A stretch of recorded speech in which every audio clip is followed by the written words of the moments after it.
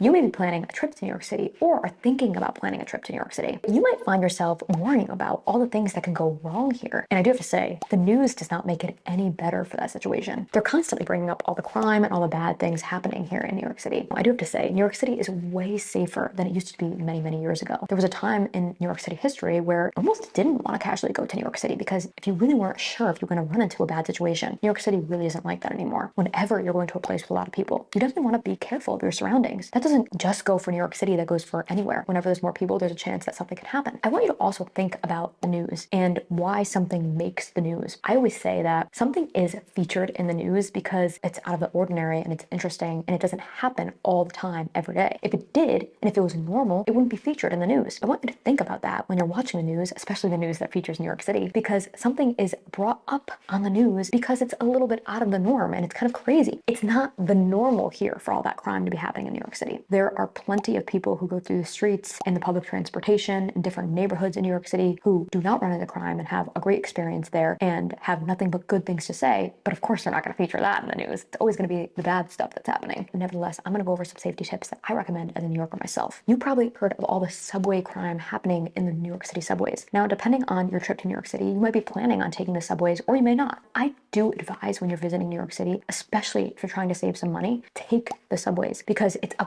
great way to get around all of New York City, every borough, for cheap. It's way less expensive to take a subway than it is going to be to take a Uber, taxi, or Lyft. It's just going to be so much more inexpensive. So what can you do while taking the subways to make sure that you're safe? If you're familiar with the subways, you might be familiar with the subway tracks. That's going to be where the train tracks, where the subway train is actually going to come in. There's a platform next to the subway tracks where you're going to be getting on the train. Try to stay far away from the tracks and try to stay in the middle of the platform. Why do I say this? Because you hear all different stories on the news where people are getting pushed into the tracks. Again, this is going to be very rare compared to all the people going on the subway who this doesn't happen to every day. It's something that you should be aware of. Stay to the middle of the platform. That way you're not going to the edge of the platform where somebody has the opportunity to push you in the tracks or you fall into the tracks. Also, be aware of your surroundings when you're in the subways. What do I mean by that? A lot of people are buried in their cell phone like this, and they don't even look up for 5-10 minutes at a time while they're waiting for a subway train. Other people have their headphones in. I was always one of these people. I always had my headphones in when I was going on the subway. You could be more likely to have somebody come up to you because you're not paying attention. So try to just be alert and pay attention to what's going on. Just be aware of your surroundings. If you can get away with not using the subway late at night, I highly advise you to try avoiding it. If you're going somewhere late at night,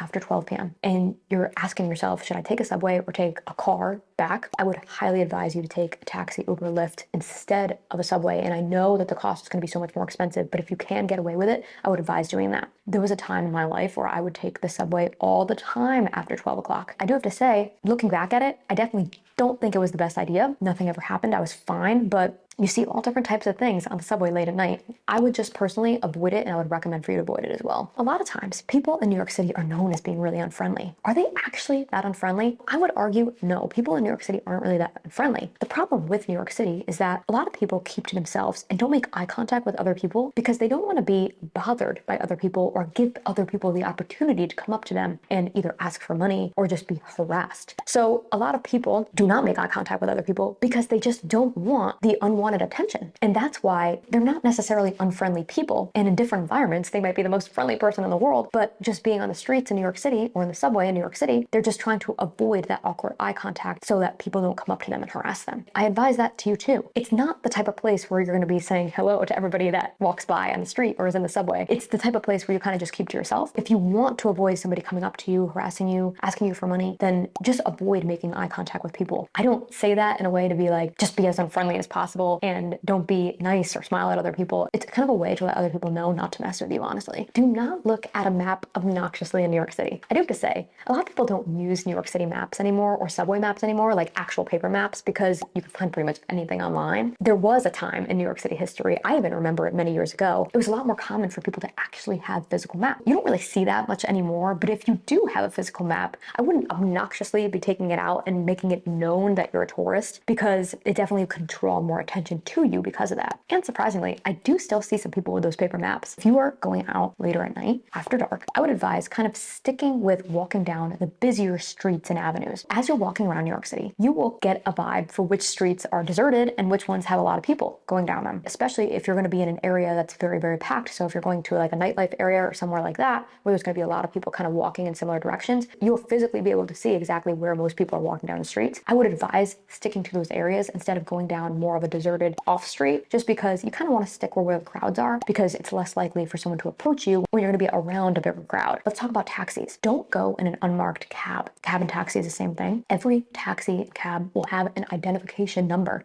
that is basically saying that they're a certified taxi cab for New York City. An unmarked cab will not have this. I do not advise going into a car like that at all, unless it's maybe through Uber or Lyft or an app like that, because then you know exactly what car and it's being tracked in that app. There are too many certified official taxis in New York City. There's no reason to get into an unmarked taxi like that. If you are staying in a hotel, do not open your door for anyone in New York City. I say that if somebody's knocking on your door, call the lobby and ask why somebody is knocking on the door, or if somebody is knocking on the door. Why do I say that? New York City buildings are very, very safe. New York City goes through all different measures to make sure that all these buildings are as safe as possible for residents, for guests like yourself in a hotel. So it is very, very rare that somebody who's not supposed to be there gets into a New York City building and commits some type of crime. It's very unlikely that something is going to happen. And most of the time, the person on the other side of the door, someone who works on the cleaning team or who works in the hotel, something like that. You just never know. And this is why I say call down to the lobby, see exactly who it is first before opening the door. And then once they confirm that somebody from the hotel staff is visiting you, then you can open the door. But I would not just open the door for anybody and use those little like peepholes and things to see exactly who it is on the other side. And if you feel uncomfortable with who's on the other side, don't be afraid to call the hotel lobby and report that person. One of the most common crimes in New York City is going to be pickpocketing. And there used to be a term in New York City and other cities across the world called like apple picking, where people would actually literally take iPhones out of people's pockets. Pickpocketing is still a thing in New York City because